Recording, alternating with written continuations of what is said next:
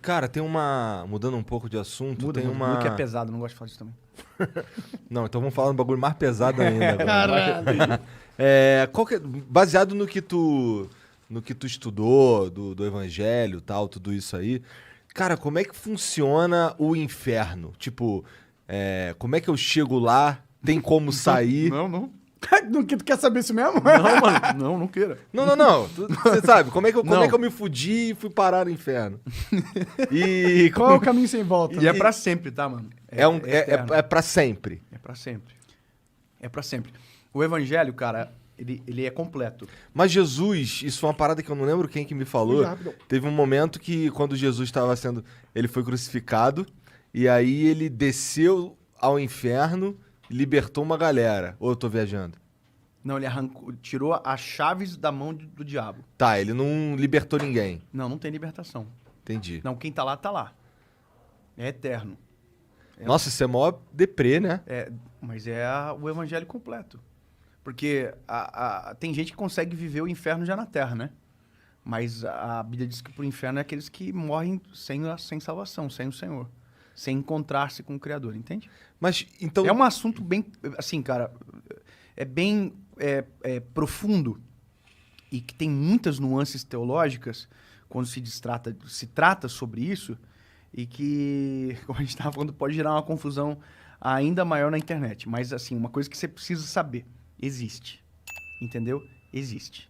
Existe o inferno e se você não entender e compreendendo o evangelho, não reconhecer aquilo, esse é o final. Então existe, mas assim... Porque o antônimo disso é o céu, né?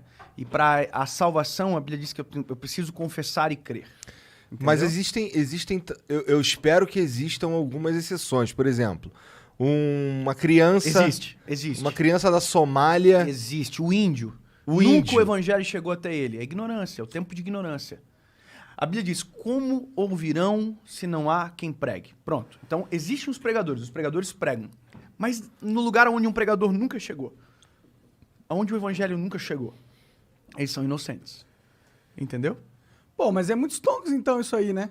Oi? Por quê? Ah, se eu nasci, sei lá, antes da sociedade ser inventada, eu automaticamente tô no céu. Mas agora fudeu já, né? Agora a gente já ouviu de vários caras. Só essa semana 2 vezes. Não, a gente já era, né? Agora a gente precisa fazer alguma coisa, né? É isso aí. Ô, Jean, tu se fudeu também. Tem um monte de gente fudida aí também no chat. Tá tudo abençoado, na verdade. Mano, aqui, Na verdade, tá tudo abençoado. De verdade.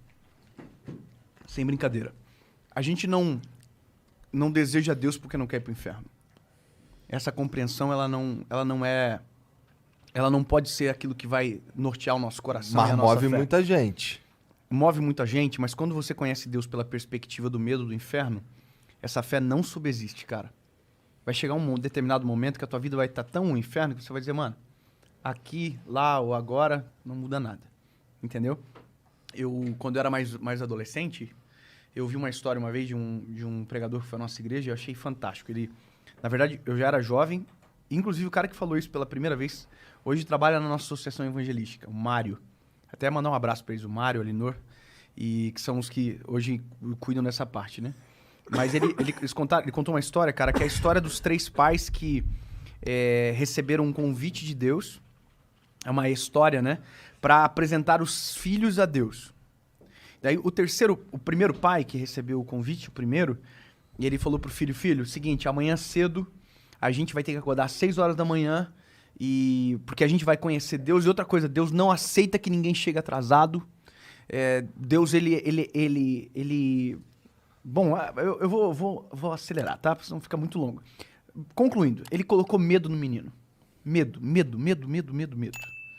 Quando ele chegou no dia do encontro, que era o dia seguinte, que ele levou o filho até Deus, a história termina o pai falando assim, Deus, esse aqui é meu filho.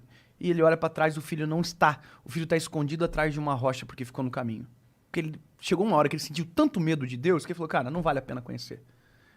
O segundo pai, ele colocou ativismo no filho. Filho, você tem que fazer isso. Se você não fazer isso, se você não escovar o dente, se você não acordar cedo, se você não sair, vai dar problema e tal. E o menino colocou muito peso. Obra. Você tem que fazer isso. Olha, entendeu? Resumindo, quando ele chegou para conhecer Deus, o menino estava tão cansado que dormiu no caminho e não conseguiu conhecê-lo. O terceiro pai apresentou Deus da perspectiva que eu acredito que é a melhor forma de apresentar Deus para alguém. É mostrando quem Deus é, mostrando o que Deus fez na cruz do Calvário através do seu Filho, mostrando o amor, a possibilidade de redenção, de salvação, de pecado, de perdão de pecados para quem se arrepende de maneira genuína.